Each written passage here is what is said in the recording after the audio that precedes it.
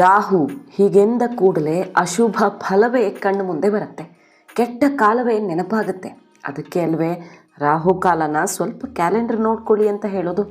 ಇಂತಹ ರಾಹುವಿನ ಕೆಟ್ಟ ಪ್ರಭಾವಗಳಿಂದ ಬಚಾವಾಗೋದು ಹೇಗೆ, ಮುಂದುವರಿದು ರಾಹುವಿನಿಂದಲೂ ಒಳ್ಳೆಯ ಫಲಗಳನ್ನು ಪಡೆಯೋದು ಹೇಗೆ, ಅದರಲ್ಲೂ ಹಣಕಾಸಿನ ತೊಂದರೆ ಅನುಭವಿಸ್ತಾ ಇರೋರು ರಾಹುವಿನ ಬಗ್ಗೆ ಮಾಡಲೇಬೇಕಾದ ಅನುಕ್ರಮವೇನು, ನಿಯಮಿತವಾಗಿ ಈ ಕೆಲಸ ಮಾಡಿದ್ದೇ ಆದಲ್ಲಿ ಹೇಗೆಲ್ಲ ರಾಹುವಿನ ನೆಗೆಟಿವ್ ಪ್ರಭಾವ ಪಾಸಿಟಿವ್ ಆಗಿ ಬದಲಾಗತ್ತೆ, ಇದರಿಂದ ಹಣಕಾಸಿನ ಹರಿವು ಶುರುವಾಗಿ ಸಂಕಷ್ಟಗಳಿಂದ ಹೇಗೆ ಮುಕ್ತಿ ಪಡೆಯಬಹುದು, ಎಲ್ಲದರ ಬಗ್ಗೆ ನೋಡೋಣ ಇವತ್ತು. ರಾಹುವಿನ ಕೃಪಾಶೀರ್ವಾದ ಪಡೆಯೋದು ಹೇಗೆ ಅನ್ನೋದನ್ನು ಈ ವಿಡಿಯೋದಲ್ಲಿ. ಅದಕ್ಕೂ ಮುನ್ನ ನೀವಿನ್ನೂ ನಮ್ಮ ಚಾನಲ್ನ ಸಬ್ಸ್ಕ್ರೈಬ್ ಮಾಡಿಲ್ಲ ಅಂದರೆ ತಪ್ಪದೇ ಸಬ್ಸ್ಕ್ರೈಬ್ ಆಗಿ, ಹಾಗೆ ಮುಂದಿನ ಎಲ್ಲ ವಿಡಿಯೋ ಅಪ್ಡೇಟ್ಗಳಿಗಾಗಿ ಪಕ್ಕದಲ್ಲಿರೋ ಬೆಲ್ ಬಟನ್ ಕೂಡ ಒತ್ತಿ. ಎಷ್ಟು ದುಡಿದ್ರೂ ಕೈಗೆ ಹತ್ತುತ್ತಾ ಇಲ್ಲ, ಮಾಡಿದ ಕೆಲಸಗಳು ಹಳ್ಳ ಹಿಡಿತಿವೆ, ಬಂದ ಸಂಬಳ ಜೀವನ ನಡೆಸೋಕ್ಕೂ ಸಾಕಾಗ್ತಿಲ್ಲ, ಇನ್ನು ಬದುಕು ಉದ್ಧಾರ ಆಗೋದಾದರೂ ಎಲ್ಲಿಂದ? ಇದು ಎಷ್ಟೋ ಜನರ ನಿತ್ಯದ ಗೋಳು. ಈ ಗೋಳು ಯಾವ ಮಟ್ಟಿಗೆ ಕಾಡ್ತಾ ಇರುತ್ತೆ ಅಂದರೆ, ಮುಂದೊಂದು ದಿನ ನಾವು ಕೂಡ ಹಣವಂತರಾಗಬಲ್ಲೆವು, ಎಲ್ಲರಂತೆ ತಕ್ಕ ಮಟ್ಟಿಗಾದರೂ ನೆಮ್ಮದಿಯಿಂದ ಬದುಕ್ತೀವ ಅನ್ನೋದೊಂದು ನಂಬಿಕೆನೇ ಕಳ್ಕೊಂಡು ಬಿಡಬೇಕಾಗತ್ತೆ. ಆಶಾಭಾವನೇ ಇರಲ್ಲ ಜನಕ್ಕೆ. ಇಂಥವರ ಕಷ್ಟಗಳಿಗೆ ಕಾರಣ ರಾಹುವಿನ ಕಾಟ. ಹಣದ ವಿಚಾರದಲ್ಲಿ ಏನೆಲ್ಲ ಕಾಟ ಕೊಡ್ತಾನೆ ನೋಡಿ ರಾಹು. ಇಂತಹ ರಾಹುವಿನ ಕೃಪೆಯೇ ನಿಮ್ಮ ಮೇಲೆ ಆಗೋಯ್ತು ಅಂದರೆ ಅದರ ಕಥೆನೇ ಬೇರೆ ಅಲ್ವಾ. ಬದುಕಿನಲ್ಲಿ ಬಯಸದೇ ಕೂಡ ಕೆಲವೊಂದು ಬಂಪರ್ ಭಾಗ್ಯಗಳು ದಕ್ಕಿಬಿಡ್ತವೆ. ಹಣಕಾಸಿನ ತೊಂದರೆಗಳಿಂದ ಶೀಘ್ರ ಮುಕ್ತಿ ಸಿಗುತ್ತೆ.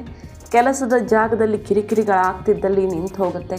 ಅಷ್ಟೇ ಅಲ್ಲ, ಅಧಿಕಾರ, ಅಂತಸ್ತು, ನಿಮ್ಮ ಕೆಲಸದ ಕ್ಷೇತ್ರದಲ್ಲಿ ಹೆಸರು, ಖ್ಯಾತಿನೂ ಸಿಕ್ಬಿಡತ್ತೆ.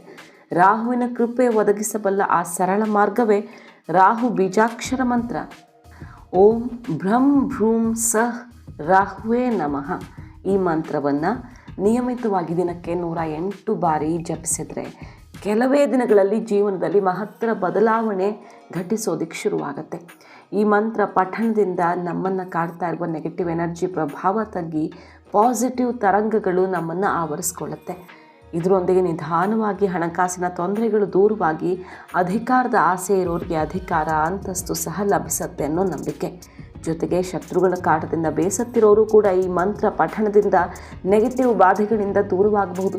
ಶತ್ರುಗಳು, ಹಿತಶತ್ರುಗಳ ಸಂಚಿನ ವಿರುದ್ಧ ಸೈಕಲಾಜಿಕಲ್ ಅಡ್ವಾಂಟೇಜ್ ಕೂಡ ಸಿಗುತ್ತೆ. ಇನ್ನು ಯಾರು ತಾನೇ ಜೀವನದಲ್ಲಿ ಉದ್ವೇಗರಹಿತ, ಶಾಂತಿಯುತ ಜೀವನ ಮಾಡೋಕ್ಕೆ ಇಷ್ಟಪಡೋದಿಲ್ಲ.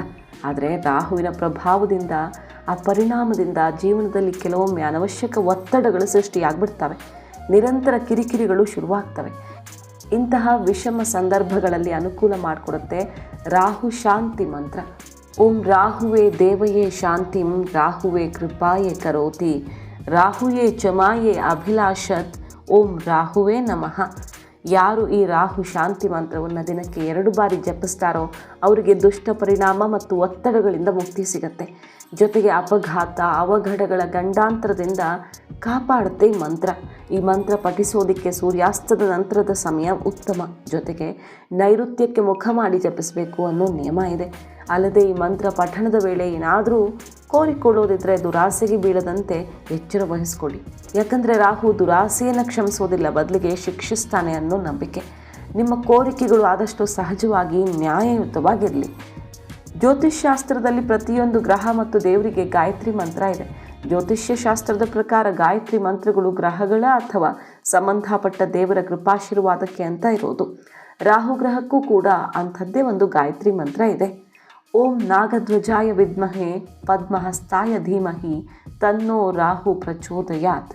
ಈ ರಾಹು ಗಾಯತ್ರಿ ಮಂತ್ರ ಜಪಿಸೋದ್ರಿಂದ ಶತ್ರುಗಳ ಮೇಲೆ ವಿಜಯ ಮತ್ತು ರಾಹುವಿನಿಂದ ಉಂಟಾಗುವ ರೋಗಗಳನ್ನು ಕಡಿಮೆ ಮಾಡೋದಕ್ಕೆ ಸಹಾಯ ಆಗುತ್ತೆ. ಕಾಲ ಸರ್ಪದೋಷವಿದ್ದು ಸಂತಾನದ ಸಮಸ್ಯೆ ಏನಾದರೂ ಇದ್ದಲ್ಲಿ ಅದಕ್ಕೂ ಕೂಡ ಈ ರಾಹು ಗಾಯತ್ರಿ ಮಂತ್ರ ರಾಮಬಾಣ ಅಂತಲೇ ಪರಿಗಣಿಸಲಾಗಿದೆ. ಸೂರ್ಯಾಸ್ತದ ನಂತರ ನೈಋತ್ಯಕ್ಕೆ ಮುಖ ಮಾಡಿ 108 ಬಾರಿ ಈ ಮಂತ್ರ ಜಪಿಸಿದರೆ ಉತ್ತಮ ಫಲಗಳಿವೆ. ಇನ್ನು ವ್ಯಕ್ತಿಯ ಜಾತಕದಲ್ಲಿ ರಾಹುಗ್ರಹ ನಕಾರಾತ್ಮಕವಾಗಿ ಕೂತಿದ್ದಾಗ ರಾಹುದಶ ಮತ್ತು ಅಂತರದಶ ಆಗತ್ತೆ. ಈ ದೋಷಗಳಿಂದ ಜೀವನವೇ ದುಸ್ತರವಾಗುವ ಸಾಧ್ಯತೆಗಳಿರ್ತವೆ. ಬದುಕಿನ ಅಭಿವೃದ್ಧಿಯ ಗ್ರಾಫ್ ಇಳಿಮುಖವಾಗಿಬಿಡುತ್ತೆ.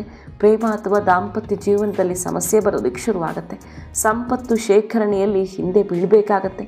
ಈ ರೀತಿ ನೆಗೆಟಿವ್ ಟ್ರೆಂಡ್ ಶುರುವಾಗಿದ್ದರೆ ಜೀವನದಲ್ಲಿ ಆಗ ಪೂರ್ಣ ರಾಹು ಮಂತ್ರ ಸಹಕಾರಿಯಾಗತ್ತೆ ಅನ್ನೋದು ನಂಬಿಕೆ.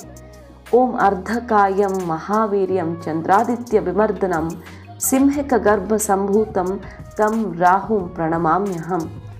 ಅರ್ಧ ದೇಹ ಮತ್ತು ಮಹಾನ್ ಶಕ್ತಿಗಳನ್ನು ಹೊಂದಿರುವ ರಾಹುವೇ, ನಿನಗೆ ನನ್ನ ಗೌರವ ಸಲ್ಲಿಸ್ತಾ ಇದ್ದೀನಿ. ನೀನೆಂದರೆ ಸೂರ್ಯ ಚಂದ್ರರನ್ನು ಗೆದ್ದವನು, ಸಿಂಹ ಸ್ವರೂಪದಿಂದ ಹುಟ್ಟಿದವನು ಎಂದರ್ಥ. ಹಲವು ಸಂಕಷ್ಟಗಳಿಂದ ಮುಕ್ತಿ ಕೊಡುವಂಥ ಮಂತ್ರ ಇದು. ಸೂರ್ಯಾಸ್ತದ ನಂತರ ಸುಮಾರು 18 ಬಾರಿ ನೈಋತ್ಯ ದಿಕ್ಕಿಗೆ ಮುಖ ಮಾಡಿ ಈ ಮಂತ್ರವನ್ನು ಜಪಿಸಬೇಕು. ರಾಹುವಿನ ಪ್ರಭಾವದಿಂದ ಮುಕ್ತಿ ಕಾಣುವ ಬಗೆ ಹೇಗೆ ಅನ್ನೋದನ್ನು ನೋಡಿದ್ದಾಯಿತು. ಈಗ ರಾಹುಕಾಲದಲ್ಲಿ ಯಾವ ಕೆಲಸಗಳನ್ನು ಮಾಡುವುದು ನಿಷಿದ್ಧ ಮತ್ತು ಯಾವ ಕೆಲಸಗಳನ್ನು ಮಾಡಿದರೆ ಉತ್ತಮ ಅನ್ನೋದನ್ನು ಸಂಕ್ಷಿಪ್ತವಾಗಿ ನೋಡಿಬಿಡೋಣ. ರಾಹುಗ್ರಹವನ್ನು ಪಾಪಗ್ರಹ ಅಂತ ಕರೆಯಲಾಗುತ್ತೆ. ರಾಹು ಅಂದರೆ ಶುಭ ಕಾರ್ಯಗಳಿಗೆ ಅಡ್ಡಿಪಡಿಸುವ ಗ್ರಹವಾಗಿದ್ದು, ಈ ಗ್ರಹದ ಪ್ರಭಾವ ಹೆಚ್ಚಿರೋ ಸಮಯದಲ್ಲಿ ಯಾವುದೇ ಶುಭ ಕಾರ್ಯಗಳಿಗೆ ಪ್ರಯಾಣ ಮಾಡೋದಕ್ಕೆ ಉತ್ತಮವಾದದ್ದಲ್ಲ ಅಂತ ಹೇಳುತ್ತೆ ಶಾಸ್ತ್ರ. ಗ್ರಹಗಳ ಗೋಚಾರದಲ್ಲಿ ಪ್ರತಿನಿತ್ಯ ಎಲ್ಲ ಗ್ರಹಗಳ ಗೋಚಾರ ಸಂಬಂಧ ನಿಶ್ಚಿತ ಸಮಯ ಅನ್ನೋದು ಇರುತ್ತೆ. ಹಾಗೆಯೇ ರಾಹುಗ್ರಹಕ್ಕೂ ಒಂದು ನಿಶ್ಚಿತ ಸಮಯ ಇರುತ್ತೆ. ಹಾಗಾಗಿ ನಿತ್ಯವೂ ರಾಹುಕಾಲ ಇರುತ್ತೆ. ಬೇರೆ ಬೇರೆ ಪ್ರದೇಶಗಳಿಗೆ ಅನುಸಾರವಾಗಿ ಸೂರ್ಯೋದಯ ಮತ್ತು ಸೂರ್ಯಾಸ್ತದ ಸಮಯವನ್ನು ಆಧರಿಸಿ ರಾಹುಕಾಲದ ಸಮಯ ಭಿನ್ನವಾಗಿರುತ್ತೆ.